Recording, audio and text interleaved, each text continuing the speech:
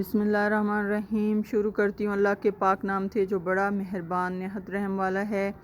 प्यारे viewers and YouTube family, उम्मीद करती हूँ आप खैरियत से होंगे। तो आज मैं आप लोगों के साथ शेयर कर रही हूँ सरसों का साग किस तरह बनाते हैं और ये किस तरह मज़ेदार और टेस्टी बनता है। तो आइए अपनी रेसिपी को स्टार्ट करते हैं। मैंने साग भी कटिंग करके रख लिया है, पालक, बाथू, मेथी, सारी चीज़ें।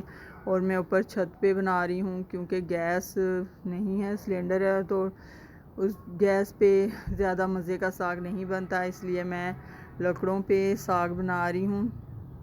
तो इस पे इतना मज़ेदार साग बनता है लकड़ियों के साथ कि यकीन मानिए गैस वाला टेस्ट नहीं होता, लकड़ियों वाला टेस्ट। बड़ा ही मज़ेदार सा साग हमारा बनता है। तो मैंने पानी रखा था बॉईल होने के लिए, पानी हमारा बॉईल हो गया। जो हमने साग कटिंग करके रखा है और अच्छे से मैंने इसको वॉश कर लिया है, अब वो इसके अंदर ऐड कर दूंगी। जितना मेरा साग था उससे आधी हम पालक ऐड करेंगे और पालक से आधा हम बाथू और मेथी ऐड करेंगे, क्योंकि मेथी ज़्यादा ऐड करने से हमारा साग कड़वा भी हो सकता है, इसलिए हम इसमें कम इस्तेमाल कर रहे हैं। तो साग हमारा थोड़ी देर तकरीबन मैंने आधा घंटा पकाया है। अब मैं इसमें पालक और मेथी और बाथू ऐड कर दूंगी।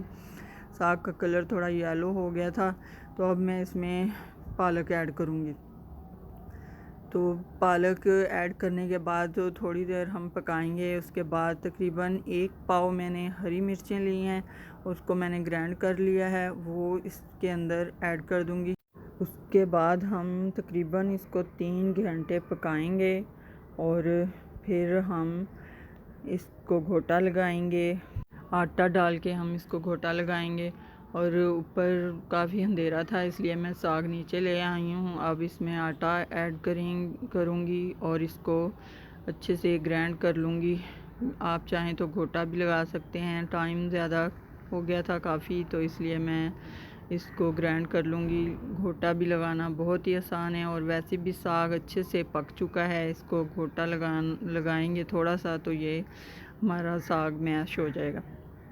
तो उसके बाद मैं साग को तड़का लगाऊंगी। तड़का इस तरह हमने लगाना है कि ऑयल 1 कप लिया है और उसको गर्म कर लिया है। अब 2 मीडियम साइज़ के प्याज कट किए करेंगे हम उसमें, अच्छे से हम उसको फ्राई करेंगे प्याज को। और उसके बाद हम इसमें 2 चम्मच लहसुन अदरक का पेस्ट ऐड कर देंगे और लहसुन अदरक के पेस्ट को भी थोड़ा सा अच्छे से फ्राई करेंगे। उसके बाद हम इसमें 3 मीडियम साइज़ के टमाटर ऐड करेंगे।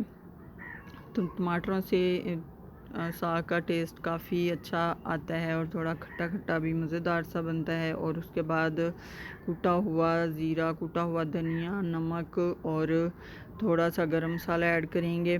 मिर्चें ऐड नहीं करेंगे क्योंकि हमने साग में पहले ऐड की हैं, तो आप अपने हिसाब से कम या ज़्यादा ऐड कर सकते हैं।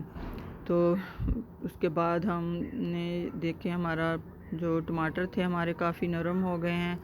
अब हम इसमें साग ऐड कर देंगे और साग को भी तकरीबन 2 से 3 मिनट पकाएंगे। उसके बाद इसके ऊपर सूखा आटा थोड़ा सा ऐड करेंगे और साथ मकई की रोटी साग के साथ बहुत ही मज़ेदार।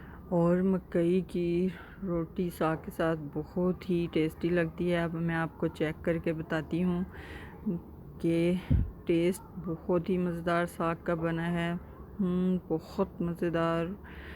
आप भी मेरी इस रेसिपी को ज़रूर ट्राई, लाइक और सब्सक्राइब करना मत भूलिएगा। अल्लाह।